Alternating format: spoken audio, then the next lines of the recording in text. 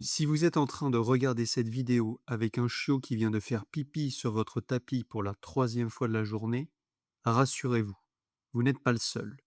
Et surtout, ce n'est pas une fatalité. L'apprentissage de la propreté repose sur quelques principes simples. Anticiper, récompenser les bons comportements et surtout limiter les occasions d'erreur. Une fois qu'on la comprend, la plupart des accidents deviennent évitables. Pas par miracle, mais parce qu'on anticipe au lieu de réagir à une situation. Voici comment procéder étape par étape. Le principe de base, anticiper plutôt que corriger. La méthode la plus efficace pour apprendre la propreté à un chiot ne consiste pas à le punir après coup, mais à réduire au maximum les occasions d'erreur. Un chiot construit ses habitudes à partir de ce qu'on le laisse répéter. Chaque accident peut augmenter le risque que le chiot reprenne cette habitude, notamment si l'environnement conserve des odeurs ou si les occasions se répètent. L'enjeu n'est donc pas de réagir au plus vite, mais d'empêcher la situation de se produire. L'astuce numéro 1, ne rentrez pas trop vite après la sortie. Beaucoup de propriétaires font sortir leur chiot, le voient faire ses besoins et le ramènent aussitôt à l'intérieur, pour découvrir quelques minutes plus tard une deuxième flaque sur le carrelage. La raison est physiologique. Dans les premières semaines, la plupart des chiots n'ont pas encore une maîtrise complète de leur vessie. Certains chiots, surtout très jeunes, peuvent être distraits dehors ou ne pas avoir complètement éliminé, ce qui explique qu'ils aient parfois besoin d'une seconde occasion quelques minutes plus tard. Ce n'est généralement pas un problème de compréhension, mais surtout une question de développement et de contrôle encore immature. La solution est simple. Après la première miction, attendez encore quelques minutes dehors. Observez. S'il recommence à renifler le sol ou à tourner en rond, c'est le signal qu'il n'a pas terminé. Oui, cela peut demander plusieurs allers-retours dans la même heure au départ. C'est un investissement de temps qui se rentabilise vite. Plus un comportement est répété, plus il risque de devenir une routine, ce qui peut demander davantage de temps pour être modifié. Astuce numéro 2. Cadrer son espace de vie, de jour et de nuit. Ne laissez jamais votre chiot prendre l'habitude de se soulager dans son espace de couchage. Plus un comportement se répète, plus il s'ancre.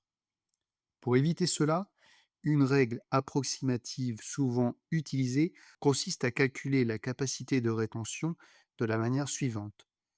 L'âge du chiot en mois plus 1.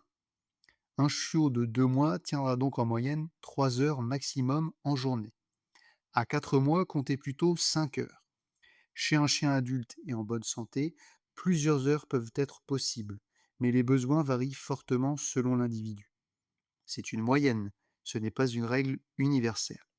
Certains chiots installés dans un espace bien dimensionné dormiront une nuit complète dès 2 mois sans accident. D'autres auront besoin d'être réveillés plus souvent, simplement parce que le réflexe de propreté n'est pas encore installé chez eux. La seule façon de savoir où se situe le vôtre, c'est d'observer les premières nuits. S'il se réveille propre, espacez progressivement les sorties. En cas d'accident répété, revenez à des réveils toutes les 2 à 3 heures, le temps que son contrôle urinaire et ses habitudes progressent.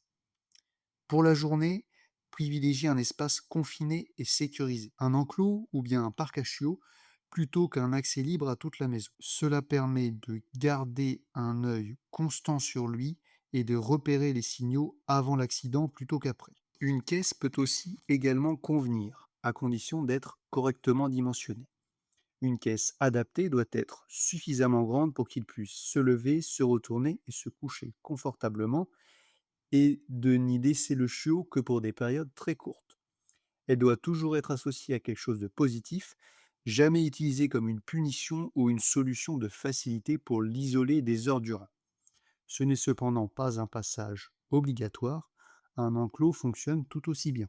Si vous appréciez cette vidéo et les conseils prodigués dans celle-ci, je vous invite à vous abonner pour ne pas manquer les prochaines vidéos et à activer la cloche des notifications. L'astuce numéro 3, limiter sa liberté de mouvement. Tant que votre chiot n'est pas propre, évitez de le laisser circuler librement dans toute la maison. Des barrières de sécurité pour bébés Un enclos suffit généralement à délimiter une zone surveillable. L'idée n'est pas de restreindre pour restreindre, c'est justement qu'à cet âge, chaque expérience compte. Et un chiot livré à lui-même dans un grand espace a mécaniquement plus d'occasions de se tromper avant que vous n'ayez pu intervenir. C'est une phase exigeante mais courte. Et soyons honnêtes, cette période demande de l'énergie. Suivre le chiot, l'observer, le sortir toutes les heures, c'est fatigant, mais c'est un investissement sur le long terme et à durée limitée.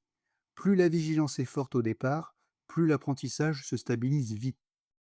La propreté du chiot est également une notion d'apprentissage pour son propriétaire, notamment pour apprendre à lire son chiot. Un chiot communique en permanence, simplement pas avec des mots. Chaque individu a ses propres signaux, souvent discrets. Il baisse soudainement le nez vers le sol, il commence à tourner lentement en rond, il s'arrête de jouer sans raison apparente, ou il se dirige vers la porte, ou il se met à gémir. Ces signes peuvent indiquer un besoin d'éliminer, surtout lorsqu'ils apparaissent dans un contexte habituel. Plus vous les observez, plus vous apprenez à les reconnaître avant qu'ils ne deviennent urgents. La plupart des accidents dans la maison ne surviennent pas par hasard. Ils correspondent à un signal manqué. Ce n'est pas une question de faute, mais d'anticipation à affiner. Astuce numéro 4, séparer clairement les sorties. Une erreur fréquente consiste à transformer chaque sortie en moment de jeu. Le chiot doit pourtant apprendre à distinguer deux situations bien différentes. La sortie toilette, on sort calmement, il fait ses besoins, il est récompensé, puis on peut rentrer ou poursuivre selon l'objectif de la sortie. La sortie promenade, à l'inverse, là, il peut explorer, courir, sentir. Cette distinction compte, car certains chiens comprennent vite qu'attendre près de la porte ou faire sonner une clochette suffit à obtenir une sortie sans avoir réellement besoin de se soulager. En réservant la récompense au moment où il fait ses besoins au bon endroit, vous rendez l'apprentissage beaucoup plus lisible pour lui. Faut-il punir un accident? La réponse est non. C'est une question d'efficacité et ce n'est pas une question de bienveillance. Un chiot qui fait ses besoins à l'intérieur n'est ni têtu, ni provocateur, ni rancunier. Il agit simplement selon ce que son corps lui permet à son âge. Un accident ne dit rien de vous en tant que propriétaire, ni de lui en tant que chien. C'est une étape normale de l'apprentissage. Si vous le surprenez en train de faire ses besoins à l'intérieur, conduisez-le immédiatement dehors, puis nettoyez la zone avec un nettoyant enzymatique. Ce type de produit décompose les résidus responsables de l'odeur d'urine ou de sel. Une odeur que nous ne percevons pas, mais que le chiot continue de détecter et qui peut le pousser à revenir uriner au même endroit. Attention à l'inverse, bannissez l'eau de javel ou les produits ammoniaqués, car leur odeur incite chimiquement le chien à refaire ses besoins sur le lieu de l'accident. Ce qu'il ne faut surtout pas faire. Crier, mettre le nez du chiot dans son urine ou le gronder après coup, ces méthodes ne ralentissent pas seulement l'apprentissage, elles peuvent l'entraver directement. La raison est simple, le chiot ne fait pas le lien entre la réprimande et l'acte commis quelques minutes plus tôt. Il ne perçoit que le stress du moment présent, sans en comprendre nécessairement la cause.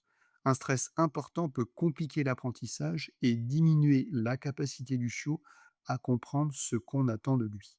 En résumé, si vous ne deviez retenir qu'une seule chose de cette vidéo, c'est que la propreté ne s'apprend pas en corrigeant les erreurs, elle s'apprend en les rendant impossibles. Un chiot bien encadré a beaucoup moins d'occasions de développer de mauvaises habitudes. Vous avez, grâce à cette vidéo, toutes les cartes en main pour vous aider à apprendre la propreté à votre chiot. Si cette vidéo vous a plu, je vous invite à vous abonner et à activer la cloche des notifications pour ne pas manquer les prochaines. D'ici là, prenez soin de vous et de vos animaux.